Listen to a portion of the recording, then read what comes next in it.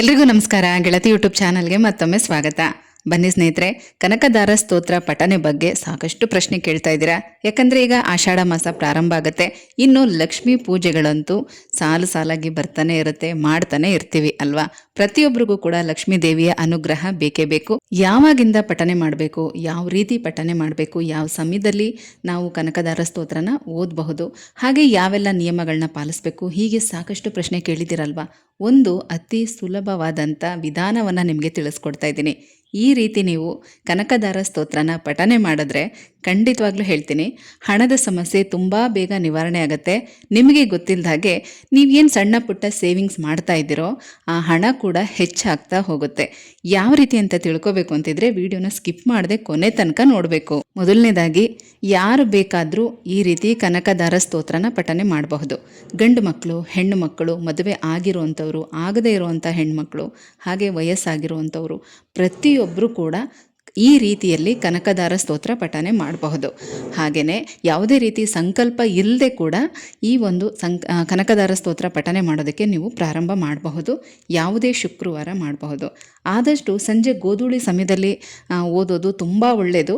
ಆಗಲ್ಲ, ಕೆಲಸಕ್ಕೆ ಹೋಗ್ತೀವಿ ಆ ಸಮಯದಲ್ಲಿ ಅಂತ ಅನ್ನೋರು ಬೆಳಗಿನ ಬ್ರಾಹ್ಮಿ ಮುಹೂರ್ತದಲ್ಲಿ ಇದೇ ರೀತಿಯಲ್ಲೇ ಓದಬಹುದು. ಬಾಣಂತಿ ಇದ್ದೀನಿ, ಮತ್ತು ಪ್ರೆಗ್ನೆಂಟ್ ಇದ್ದೀನಿ, ಹಾಗೆ ಸೂತ್ಕಗಳಿದೆ, ಇದು ಯಾವುದೇ ಅಡ್ಡಿಗಳು ಇಲ್ಲ. ಹಾಗೆಯೇ ವಯಸ್ಸಾಗಿರೋರು ಮತ್ತು ಪ್ರತಿಯೊಬ್ಬರು ಕೂಡ ಓದ್ಬೋದು ಅಂತ ಹೇಳಿದ್ದೀನಿ. ನಾನು ಓದ್ಬೋದಾ ಅಂತ ಮತ್ತೆ ಕಮೆಂಟಲ್ಲಿ ಕೇಳಬೇಡಿ. ಪ್ರತಿಯೊಬ್ಬರು ಕೂಡ ಓದಬಹುದು. ಯಾವುದೇ ರೀತಿಯ ನಿಯಮಗಳಾಗಲಿ ಅಡ್ಡಿಗಳಾಗಲಿ ಏನೂ ಇಲ್ಲ. ಎಲ್ಲರೂ ಕೂಡ ಈ ರೀತಿಯಲ್ಲಿ ಮಾಡಬಹುದು. ಇನ್ನೇನು 17ನೇ ತಾರೀಕಿಂದ ಮೊದಲನೇ ಆಷಾಢ ಶುಕ್ರವಾರ ಪ್ರಾರಂಭ ಆಗ್ತಾ ಇದೆ. ಅವತ್ತಿನಿಂದನೇ ಕೂಡ ನೀವು ಈ ರೀತಿ ಸ್ಟಾರ್ಟ್ ಮಾಡ್ಬೋದು. ಆಗಲಿಲ್ಲ ಅನ್ನೋರು ಯಾವುದೇ ಶುಕ್ರವಾರ ನೀವು ಪ್ರಾರಂಭ ಮಾಡಬಹುದು. ಯಾವ ವಿಧಾನದಲ್ಲಿ ಓದಬೇಕು ಅಂತಂದರೆ, ನೀವು ಮೊದಲಿಗೆ ಒಂದು ಕನಕದಾರ ಸ್ತೋತ್ರದ ಬುಕ್ಕನ್ನು ತಗೊಳ್ಳಿ. ಬುಕ್ ಇಲ್ಲ ಅಂತ ಅನ್ನೋರು ನೋಡಿ, ಈ ರೀತಿ ಸ್ತೋತ್ರಮಾಲಾ ಆ್ಯಪಿಂದನೂ ಕೂಡ ನೀವು ಓದಬಹುದು. ಗೂಗಲಲ್ಲೂ ಕೂಡ ನಿಮಗೆ ಸಿಗುತ್ತೆ. ನೀವು ಅದನ್ನು ನೋಡಿಕೊಂಡು ಓದಬಹುದು. ಓದೋದಕ್ಕೆ ಬರಲ್ಲ ಅನ್ನೋರು ಏನು ಮಾಡಬೇಕು ಅಂತಂದರೆ, ಅದನ್ನು ಕೂಡ ಮುಂದೆ ತಿಳಿಸಿದ್ದೀನಿ, ನೋಡಿ ವಿಡಿಯೋ ಕೊನೆ ತನಕ. ಈ ಕನಕದಾರ ಸ್ತೋತ್ರವನ್ನು ಆದಿಶಂಕರಾಚಾರ್ಯರು ರಚನೆ ಮಾಡಿರುವಂಥದ್ದು.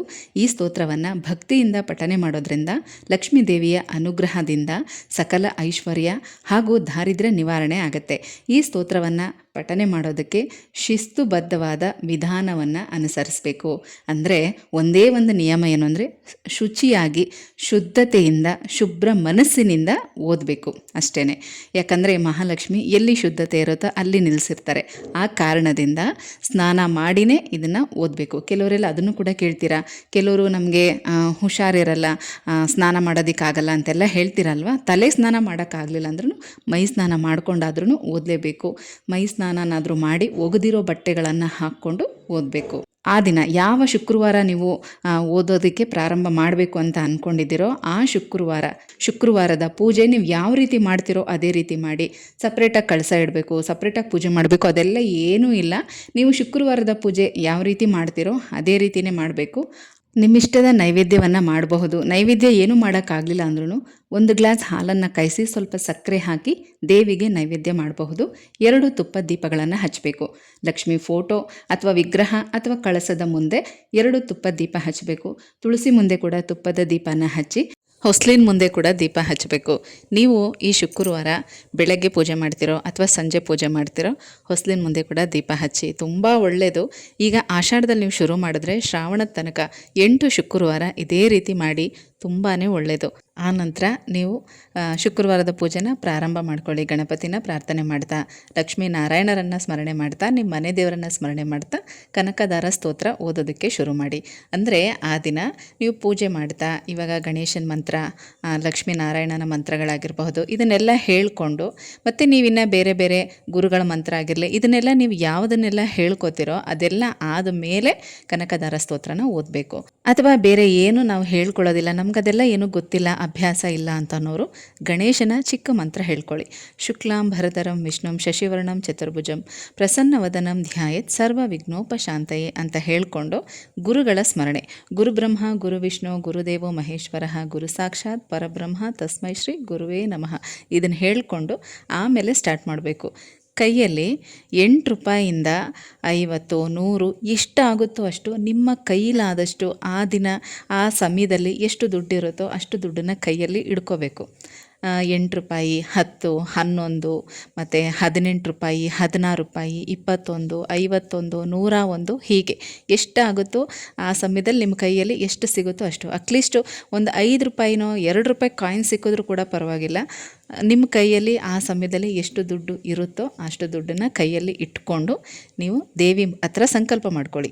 ಮಹಾಲಕ್ಷ್ಮಿ, ನನಗೆ ಹಣದ ಅವಶ್ಯಕತೆ ತುಂಬ ಇದೆ, ನನಗೆ ಬೇಕೇ ಬೇಕು, ದುಡ್ಡು ಬೇಕೇ ಬೇಕು, ಹಾಗಾಗಿ ನಾನು ಯಾವುದೇ ದುರಾಸೆ ಇಲ್ಲದೆ ನಿನ್ನ ಹತ್ರ ಪ್ರಾರ್ಥನೆ ಮಾಡ್ಕೋತಾ ಇದ್ದೀನಿ, ಬೇಡ್ಕೋತಾ ಇದ್ದೀನಿ, ನನಗೆ ಆಶೀರ್ವಾದ ಮಾಡು.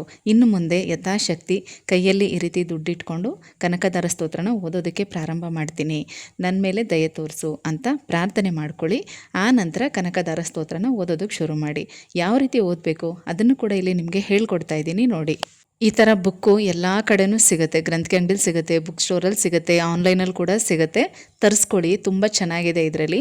ಅಥವಾ ನಿಮ್ಮ ಹತ್ರ ಮೊಬೈಲ್ನಲ್ಲಿ ಸ್ತೋತ್ರಮಾಲಾ ಆ್ಯಪ್ ಇದ್ದರೆ ನೀವು ಅದರಲ್ಲಿ ಕೂಡ ನೋಡಿಕೊಂಡು ಹೇಳ್ಕೊಬೋದು. ಈ ಬುಕ್ಕಲ್ಲಿ ಮೊದಲಿಗೆ ಕತೆ ಇರುತ್ತೆ. ಈ ಒಂದು ಸ್ತೋತ್ರವನ್ನು ಆದಿಶಂಕರಾಚಾರ್ಯರು ರಚನೆ ಮಾಡಿರುವಂಥದ್ದು. ಹಾಗಾಗಿ ಯಾವ ಸಮಯದಲ್ಲಿ ಸಂದರ್ಭದಲ್ಲಿ ಅವರು ರಚನೆ ಮಾಡಿದ್ರು, ಅದರಿಂದ ಏನೆಲ್ಲ ಪ್ರಯೋಜನ ಸಿಕ್ತು ಅನ್ನೋದು ಈ ಕಥೆಯಲ್ಲಿ ತಿಳ್ಕೊಬೋದು ನಾವು. ಅದಾದಮೇಲೆ ನೋಡಿ, ಈ ರೀತಿ ವಿನಿಯೋಗ ಇರುತ್ತೆ, ಅಂದರೆ ನಾವು ದೇವಿ ಹತ್ರ ಪ್ರಾರ್ಥನೆ ಮಾಡ್ಕೊಳ್ಳೋದು. ಈ ಒಂದೊಂದು ಬೀಜಾಕ್ಷರ ಮಂತ್ರಕ್ಕೂ ಏನೇನು ಶಕ್ತಿ ಇದೆ ಅಂತ ಕೊಟ್ಟಿರ್ತಾರೆ, ಅದನ್ನು ಮೊದಲನೇ ದಿನ ಹೇಳ್ಕೊಂಡ್ರೆ ಸಾಕು. ಅದಾದಮೇಲೆ ಧ್ಯಾನ ಮಂತ್ರ ಮತ್ತು ಬೀಜಾಕ್ಷರಿ ಮಂತ್ರ ಅದಷ್ಟನ್ನು ಹೇಳ್ಕೋಬೇಕು. ಮೊದಲನೇ ದಿನ ಹೇಳ್ಕೊಂಡ್ರೆ ಸಾಕು. ಮತ್ತು ನೋಡಿ, ನೆಕ್ಸ್ಟ್ ಪೇಜಲ್ಲಿ ಈ ರೀತಿ ಸ್ತೋತ್ರ ಇರುತ್ತೆ. ಒಟ್ಟು 21 ಸ್ತೋತ್ರಗಳಿರುತ್ತೆ. ಒಂದು ಕಡೆ ಸ್ತೋತ್ರ, ಇನ್ನೊಂದು ಕಡೆ ಭಾವಾರ್ಥ ನಾವು ತಿಳ್ಕೊಳ್ಳೋಕೆ ಮಾತ್ರ ಇರೋದು. ಈ ಸ್ತೋತ್ರದ ಅರ್ಥ ಏನೇನು ಅಂತ ತಿಳ್ಕೊಳ್ಳೋಕ್ಕಿರೋದು. ಹಾಗಾಗಿ ಭಾವಾರ್ಥ ಓದೋದು ಬೇಕಾಗಿಲ್ಲ, ಈ ಸ್ತೋತ್ರ ಮಾತ್ರ ಓದಬೇಕು. ಒಟ್ಟು 21 ಸ್ತೋತ್ರ ಪ್ರತಿ ಸಲ ಹೇಳಲೇಬೇಕು. ಕೆಲವರು ಅದನ್ನು ಕೂಡ ಕೇಳ್ತೀರ, 5 4 ಆ ಥರ ಹೇಳಿದ್ರೆ ಆಗಲ್ವಾ, ಪೂರ್ತಿ ಹೇಳಬೇಕಂತ. ತುಂಬಾ ಸುಲಭವಾಗಿದೆ ಮತ್ತು ಒಂದು 8ರಿಂದ 10 ನಿಮಿಷದ ಒಳಗಡೆ ಮುಗಿಯುತ್ತೆ. ಹಾಗಾಗಿ ಸುಲಭವಾಗಿ ನಾವು ಇದನ್ನು ಓದಬಹುದು. ಕೊನೆಯಲ್ಲಿ ಓದಿ ಆದಮೇಲೆ ಶ್ರೀ ಆದಿಶಂಕರಾಚಾರ್ಯ ವಿರಚಿತ ಕನಕದಾರ ಸ್ತೋತ್ರಂ ಸಂಪೂರ್ಣಂ ಅಂತ ಹೇಳಿ ಈ ಬುಕ್ಕನ್ನು ನಮಸ್ಕಾರ ಮಾಡಿಕೊಂಡು ನಿಮ್ಮ ಕೈಲಿ ಏನು ಕಾಯಿನ್ ಇಟ್ಕೊಂಡಿರ್ತೀರಲ್ಲ ಅದನ್ನು ದೇವಿ ಮುಂದೆ ಪ್ರಾರ್ಥನೆ ಮಾಡಿ, ನೀವು ಮನಿ ಸೇವಿಂಗ್ಸ್ ಮಾಡ್ತಾ ಇರ್ತೀರ, ಉಂಡೆ ಆಗಿರ್ಬೋದು, ಪರ್ಸ್ ಆಗಿರ್ಬೋದು, ಯಾವುದಾದ್ರೂ ಬಾಕ್ಸಲ್ಲಾಗಿರ್ಬೋದು, ನೀವು ಎಲ್ಲಿ ದುಡ್ಡು ಇಡ್ತಾ ಇರ್ತೀರೋ ಅದ್ರ ಒಳಗಡೆ ತೊಗೊಂಡು ಹೋಗಿ ಹಾಕಬೇಕು ನಿಮ್ಮ ಕೈಲಿರುವಂಥ ದುಡ್ಡನ್ನು. ಇದನ್ನು ಓದಾದಮೇಲೆ ಬುಕ್ಕನ್ನು ಅಲ್ಲೇ ಇಡಿ. ಆ ಬುಕ್ ಮೇಲೆ ನೀವು ಕೈಯಲ್ಲಿ ಇಟ್ಕೊಂಡಿರುವಂಥ ಕಾಯಿನು, ದುಡ್ಡು ಏನು ಇಟ್ಟಿರ್ತೀರೋ ಅದನ್ನು ಕೂಡ ಇಟ್ಬಿಟ್ಟು ಪೂಜೆ ಮಾಡಿ, ಮಂಗಳಾರತಿ, ತುಪ್ಪದ ದೀಪಗಳನ್ನು ಆರತಿ ಮಾಡೋದು, ಯಾವ ರೀತಿ ಶುಕ್ರವಾರದ ಪೂಜೆ ಮಾಡ್ತೀರೋ ಅದೇ ರೀತಿ ಪೂಜೆ ಎಲ್ಲ ಮುಗಿದ ಮೇಲೆ ಆ ದುಡ್ಡನ್ನ ತೊಗೊಂಡು ಹೋಗಿ ಹುಂಡಿನಲ್ಲಿ ಹಾಕಬೇಕು. ಈ ರೀತಿ ಮಾಡೋದ್ರಿಂದ ನಿಮಗೆ ಗೊತ್ತಿಲ್ಲದ ಹಾಗೆ ನೀವು ಸೇವಿಂಗ್ಸ್ ಮಾಡ್ತಾರಂಥ ದುಡ್ಡು ಹೆಚ್ಚುತ್ತಾ ಹೋಗುತ್ತೆ. ಮತ್ತು ಬೇರೆ ಬೇರೆ ಕಡೆಯಿಂದ ನಿಮ್ಗೆ ಯಾವುದಾದ್ರೂ ದುಡ್ಡು ಬರಬೇಕಾಗಿದ್ರೆ ಅದು ಕೂಡ ಬರೋಕ್ಕೆ ಶುರುವಾಗುತ್ತೆ. ನಿಮಗೆ ಅಂತಲ್ಲ, ಮನೇಲಿ ನಿಮ್ಮ ಯಜಮಾನ್ರಿಗಾಗಿರ್ಬೋದು, ದುಡಿಯುವಂಥ ಮಕ್ಕಳಿದ್ರೆ ಅವ್ರಿಗಾಗಿರ್ಬೋದು, ಒಟ್ಟಿನಲ್ಲಿ ಒಂದು ಧನದ ಆಕರ್ಷಣೆ ಆಗೋಕ್ಕೆ ಶುರುವಾಗುತ್ತೆ, ಧನದ ಆಗಮನ ಆಗೋಕ್ಕೆ ಶುರುವಾಗುತ್ತೆ. ಅಂದರೆ ಆರ್ಥಿಕ ಸ್ಥಿತಿ ಸುಧಾರಿಸೋದಕ್ಕೆ ಶುರುವಾಗುತ್ತೆ. ಯಾವಾಗಲೂ ಅಷ್ಟೇ, ಈಗ ನೆಕ್ಸ್ಟ್ ಇಯರ್ ನಮಗೆ ಏನೋ ಒಂದು ಫಂಕ್ಷನ್ ಇರುತ್ತೆ, ಅಥವಾ ಮಕ್ಕಳದು ಸ್ಕೂಲು ಕಾಲೇಜ್ ಅಡ್ಮಿಷನ್ ಬರುತ್ತೆ, ಬೇರೆ ಏನೇನೋ ಇರುತ್ತೆ ಅಂದ್ಕೊಳ್ಳಿ, ಕಮಿಟ್ಮೆಂಟ್ ಎಲ್ಲ.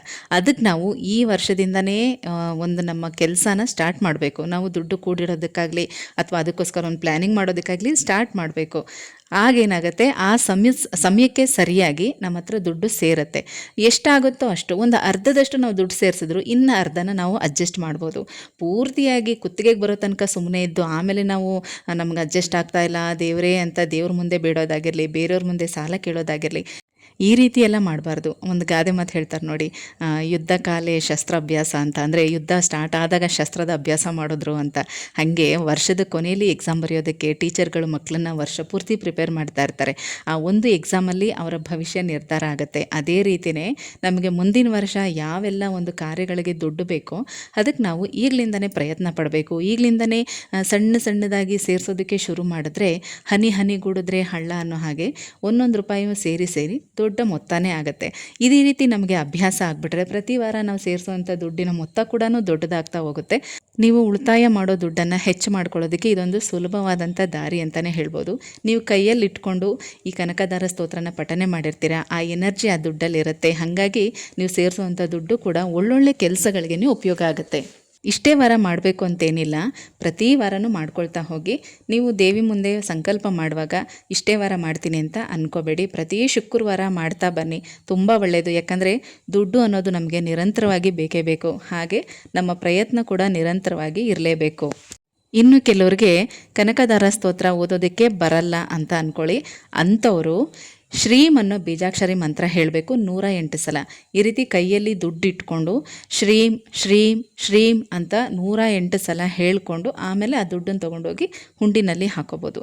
ಏನು ಓದಿಲ್ಲ ಅನ್ನೋರಿಗೂ ಕೂಡ ಈ ಬೀಜಾಕ್ಷರಿ ಮಂತ್ರ ಹೇಳೋದಕ್ಕೆ ಕಷ್ಟ ಅಂತೂ ಆಗಲ್ಲ ಅಲ್ವಾ, ಪ್ರತಿಯೊಬ್ಬರು ಕೂಡ ಹೇಳ್ಕೊಬೋದು.